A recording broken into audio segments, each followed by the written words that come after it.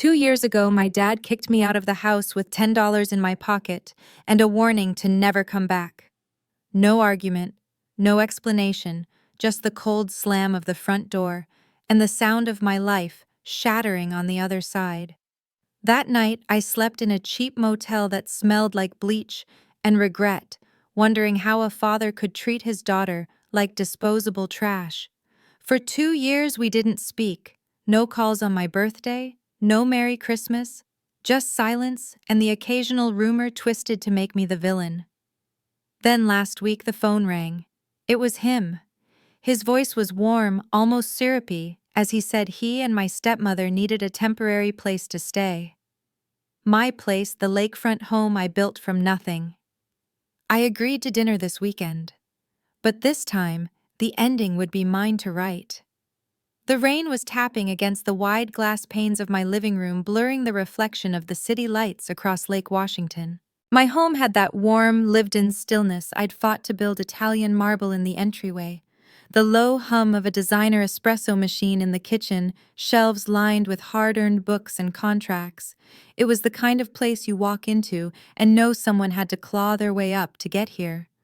That night, I was reviewing renovation bids for a new property in Queen Anne, pen in hand, when my phone lit up on the desk beside me. The name on the screen froze me. Dad. For a moment, I just stared. 2 years of silence, and now this. My first instinct was to let it ring out. Let him wonder if my number had changed. But curiosity has a way of outweighing pride, at least for the first few seconds. I picked up on the third ring. Camila, he said in that carefully smoothed over tone I recognized immediately. Warm, too warm, like it had been reheated in the microwave and served with a smile. Dad, I replied, my voice flat. I've missed you. I was hoping we could talk. Maybe dinner this weekend. Your stepmom and I. Well, we've been going through a bit of a rough patch, and we might need a temporary place to stay. Temporary? I rolled the word around in my mind, like a coin you're not sure is counterfeit. I see, I said, leaning back in my leather chair. My eyes drifted to the floor to ceiling windows, the rain streaking down in shimmering lines. It would mean a lot, he continued, to be together again, as a family. That word family sat heavy between us. I thought about the last time I heard him use it, the night he'd told me to pack my things, handed me a crisp 10 bill, and said, "It's for gas. Good luck out there." I remembered the way my fingers shook, not from cold, but from disbelief as I turned the key in my old sedan and drove into a future I hadn't planned for. I could almost hear his discomfort through the phone now, the way his breath caught when the silence stretched too long. Sure, I said, finally keeping my tone neutral. Dinner. My place or yours? Yours would be nice, he answered quickly. Too quickly. Let's do yours, I countered, letting him think it was his idea. Saturday, 6 p.m. He exhaled, relieved. Perfect. Well, cook, you'll love it. I ended the call with a polite goodbye, my thumb lingering over the red button longer than necessary. My reflection in the dark glass smiled back at me. Not the polite smile I gave him, but the one that knew exactly how this was going to end. Saturday couldn't come soon enough.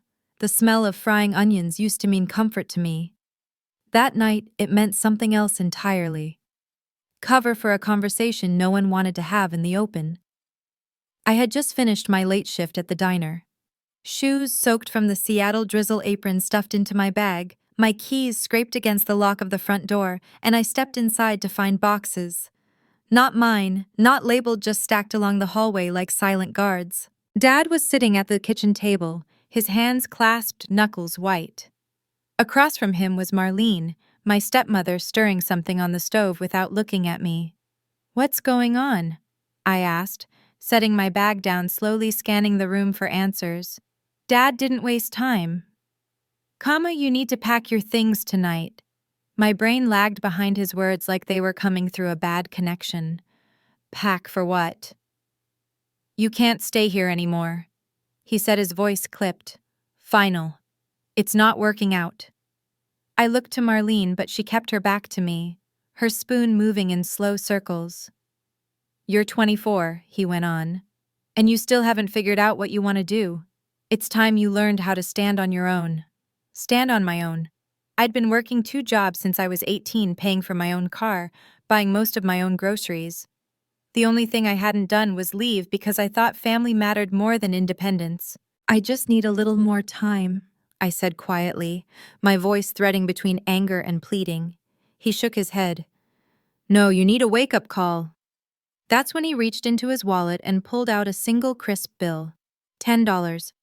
He held it between 2 fingers like a token, not an insult. For gas. At least get yourself to a motel. I took it without thinking because refusing it felt like slamming the last door I had left. The air in the kitchen grew heavier, the smell of onions turning acrid. My childhood photos still hung on the wall by the fridge, each one suddenly feeling like a relic from a museum about someone else's life. I remember walking to my room, the floor creaking under my steps. My suitcase was small, meant for weekend trips, not exile. I packed in silence, listening to the faint hiss of oil in the kitchen, the clink of the spoon against the pan. When I came back out, Dad didn't meet my eyes. Marlene finally turned, offering me a polite, tight smile, the kind you give to strangers in a grocery store aisle. I walked out into the cold night, my breath a pale cloud in the streetlight. The 10 bill in my pocket felt heavier than the suitcase in my hand.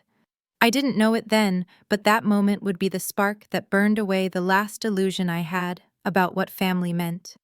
The motel room smelled like disinfectant and stale air, the kind that sticks to your clothes and follows you around like an unwanted shadow. A flickering neon vacancy sign outside my window blinked through the thin curtains, each flash reminding me where I was. It was $245 a week paid in cash, cheaper if you didn't mind the broken heater and the water that ran rust-brown for the first minute. I minded, but I didn't have the luxury to care. My first night there, I ate instant noodles from a styrofoam cup, balancing it on the small desk wedged between the bed and the wall. The hum of traffic on the highway was constant, like the world was rushing past while I stood still. I told myself it was temporary, 1 week, maybe 2. But weeks have a way of turning into months when you're scrambling for hours at a diner and picking up late-night shifts cleaning offices downtown. My hands toughened from scrubbing. My shoulders ached from carrying trays. But slowly, money began to trickle in. I stopped counting in dollars and started counting in hundreds.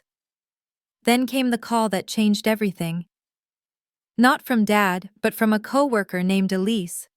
She knew someone selling an old house in Beacon Hill. The place was falling apart. Cracked foundation, leaky roof, peeling paint that made it look abandoned. The kind of house that made most people turn away. They just want it gone, Elise told me. It's basically a teardown. I went to see it anyway. The air inside smelled like dust and old wood. Floorboards groaned with each step, but under the grime and neglect I saw lines of potential. The high ceilings, the original crown molding the view from the upstairs bedroom that caught the sunset just right. It was listed for $390. My entire savings at that point was just over $150, a ridiculous gap. But I couldn't stop picturing what it could be. I scraped together the rest, borrowing a little from Elise, picking up double shifts for weeks, selling the only nice piece of jewelry I owned, a necklace my mom gave me before she passed. The day I signed the papers, I stood in that living room with the peeling wallpaper and felt something I hadn't felt in months. Possibility. I didn't know much about repairs, but I knew how to learn. YouTube videos, library books, late-night forums, where other DIY renovators swapped tips. My days became a blur of sanding, painting, hauling debris to the dumpster out back. I ruined more than 1 pair of jeans and developed a permanent streak of paint under my nails. By the time I sold it 6 months later, I walked away with $22,000 in profit. It wasn't a fortune, but it was proof. Proof that I could turn ruin into something worth living in. And that was all I needed to start again. That first sale lit a fire in me I didn't know I still had. The motel room with its sagging mattress and flickering light became less of a prison and more of a staging ground. Every profit I made went back into the next project. I stopped seeing houses as homes and started seeing them as puzzles, broken pieces, waiting for the right hands to make them whole again. By the end of that first year, I'd flipped 3 properties. None of them were glamorous. One had raccoons in the attic. Another had plumbing so bad, I had to learn how to solder copper pipes from a retired plumber who worked for beer money. But each sale added to my reserves. And with every closing check, I felt the weight of that 10 bill shrink in my memory. In the spring of my second year, I bought my first serious risk, a foreclosed Victorian in Queen Anne. The bank was desperate to unload it after the previous owner defaulted mid-renovation. Half the kitchen was gutted. The walls were bare studs in some rooms, and the wiring looked like a plate of spaghetti. Most people saw a disaster. I saw an opportunity. It took 6 months of 14-hour days. But when I sold it, I cleared $210,000 in profit. That's when I knew I wasn't just surviving anymore. I was building. I upgraded from the motel to a small 1-bedroom apartment. Then 6 months later, I signed for my own home, a 2-story lakefront property with glass walls that made the water feel like part of the living room. Standing in that space for the first time, I thought about the night I'd stood outside my dad's house, suitcase in hand, and realized this view was the proof of how far I'd come. It wasn't just about the money. It was about control, about never again being at the mercy of someone else's decision to toss me out like I didn't matter. I learned to read market trends like a second language. I started working with contractors. I trusted the kind who didn't flinch when I showed up in work boots and gloves instead of heels and a clipboard. My portfolio grew: Beacon Hill, Capitol Hill, Belltown Lofts. 2 years after that night with the sand bill, my net worth had crossed into 7 figures. I had a network of agents calling me with off-market deals, lenders offering me favorable terms, and a small but loyal team who knew how I worked fast, precise, and without excuses. It was during one of those quiet evening spreadsheet open espresso in hand that I first heard his name again. A mutual acquaintance mentioned my dad in passing, saying he'd run into some financial trouble. I remember a small, sharp satisfaction at the thought, but I didn't dwell on it. My world was finally mine, at least until the night his name lit up my phone screen. I didn't know it then, but the climb I'd made wasn't just leading me away from the life he'd thrown me out of. It was circling back straight into the confrontation I didn't realize I'd been preparing for all along. The rain was steady on the night of the call, the kind that turns the city into a blur of streetlight reflections and slick pavement.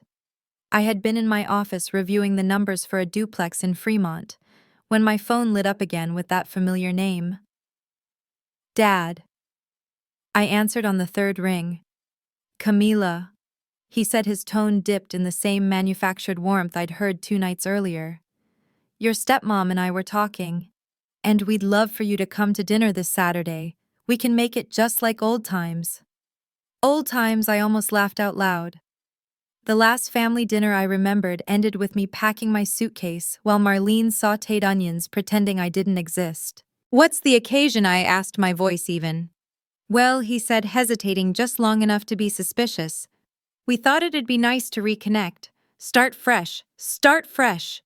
Another coin-polished phrase meant to slide over the real reason.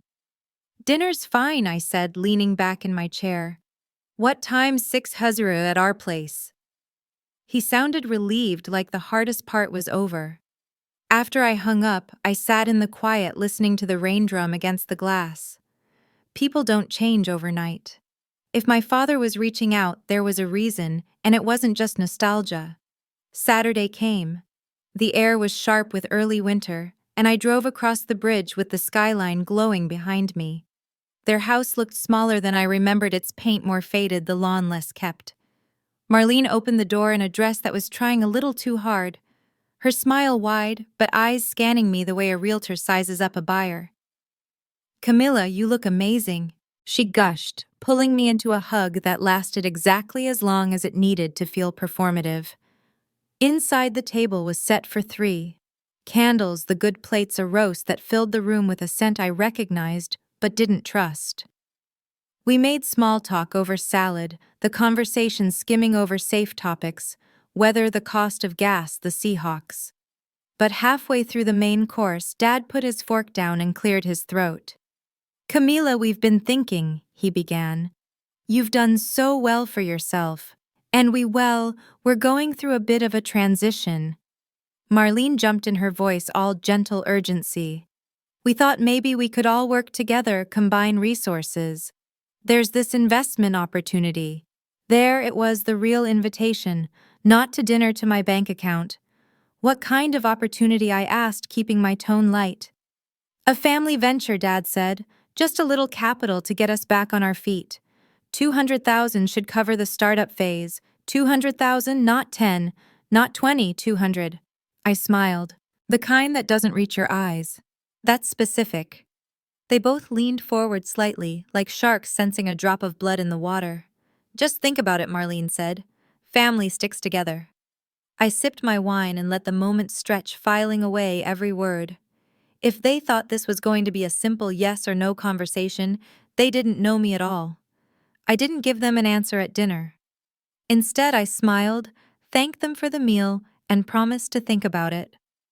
What I was really thinking about was how fast I could verify what I already suspected: that this wasn't about a golden investment opportunity. It was about survival, their survival, and I wanted to know exactly why they needed me to keep them afloat. The next morning, I called in a favor.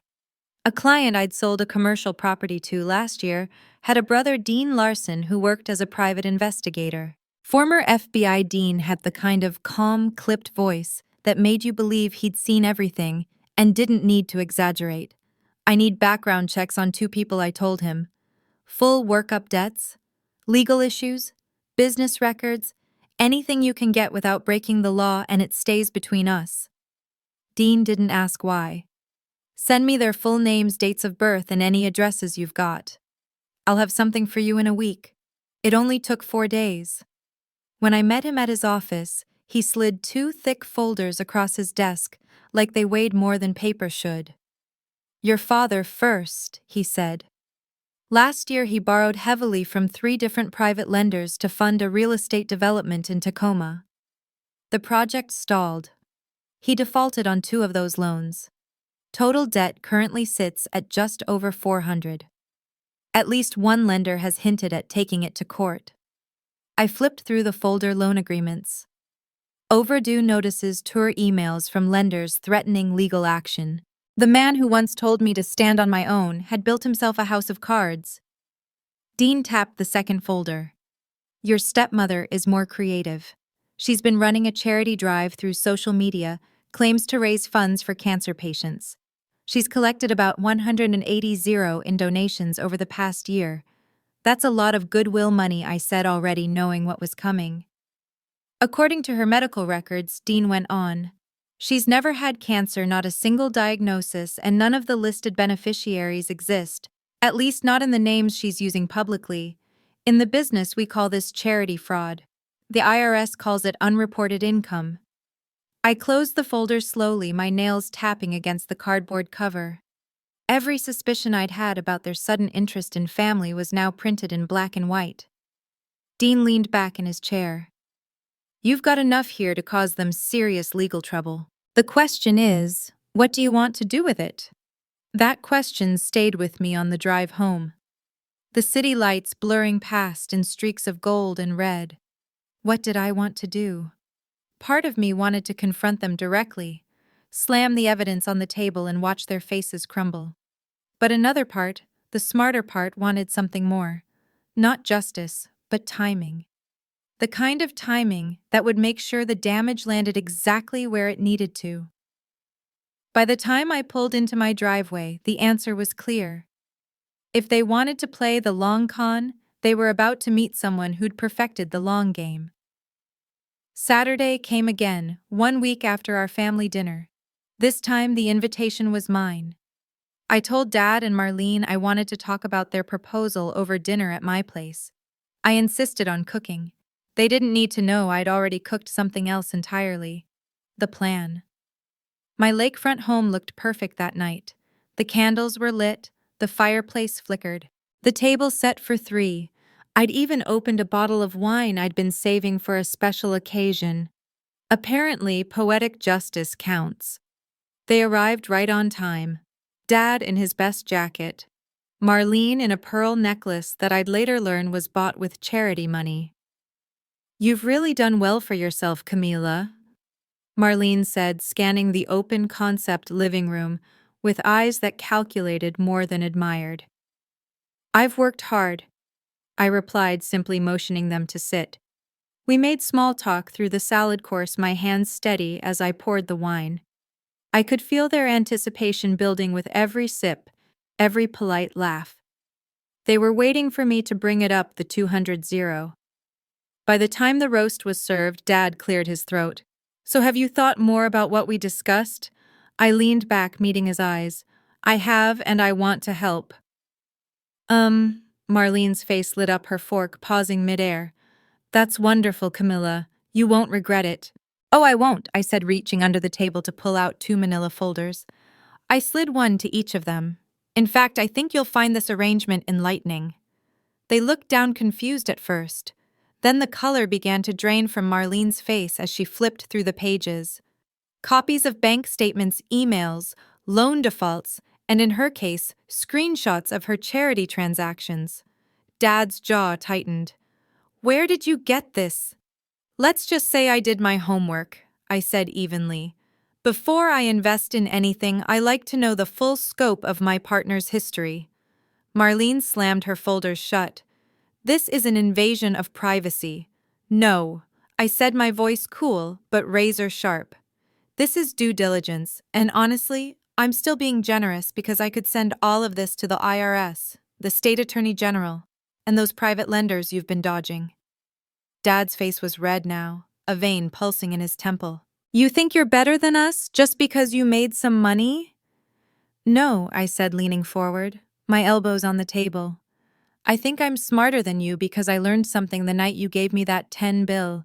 When someone shows you how little they value you, you believe them and you make sure you never need them again." Silence. The only sound was the faint crackle of the fireplace. I let the moment breathe before I continued. "Here's my offer. I don't report you. You don't contact me again, ever. You get to walk away without a court date and I get to keep my peace." Marlene opened her mouth to argue, but I held up a hand. "If either of you tries to push me, I'll make sure your lenders and the authorities get every piece of this, and I'll make sure the news picks it up. We both know scandal plays better when there's a nice photo to go with it." Dad's shoulders slumped slightly, the fight draining out of him. "You've changed," he muttered. I smiled, slow and deliberate. "No, Dad. I just stopped letting you decide who I am." They left 15 minutes later, folders clutched in their hands like unexploded grenades. I watched from the window as their car pulled away, disappearing into the dark. For a long time after I stood there, glass of wine in hand, the reflection of the lake shimmering behind me. It wasn't victory I felt. It was something quieter, deeper freedom. I went upstairs, opened my safe, and pulled out that same 10 bill from 2 years ago. I'd kept it all this time, not as a reminder of what I'd lost, but of what I'd built in its place. I slipped it back inside, locked the safe, and walked away without looking back. Because some debts don't need to be collected, they just need to be remembered. The night after the confrontation, the house felt different, quieter, lighter, as if it had been holding its breath and finally exhaled. I made tea instead of pouring another glass of wine and sat by the window watching the moonlight ripple across the lake. For the first time in years, I realized I wasn't waiting for the other shoe to drop. I wasn't bracing for a call, a message, or a rumor twisted to paint me as the ungrateful daughter. I'd set my boundary, and they had no choice but to respect it. Over the next few weeks, life moved forward in the way it always does, one small, ordinary moment at a time. I closed on a new property, hired a contractor I trusted, and took a weekend trip to Portland with Elise just because we could. No drama, no fear, just living. Sometimes I'd catch myself wondering if Dad and Marlene had tried their investment pitch on someone else, or if they'd learned anything from the night they walked out of my house with those folders.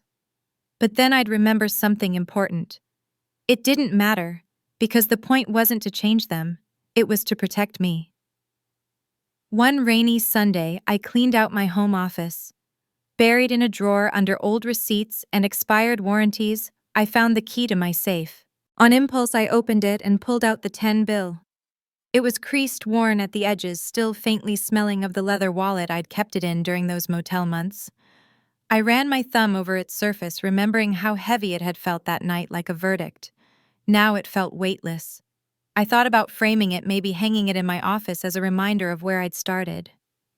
But in the end, I slipped it back into the safe, not to forget, just to keep it close where it belongs, not as a wound, but as a marker of the day I stopped being someone else's burden and started being my own salvation. The rain softened to a drizzle, and sunlight broke through in streaks across the lake. I watched it for a long while, knowing the chapter was closed, not because they said it was, but because I had written the last line myself. Some endings are quiet. This one was mine.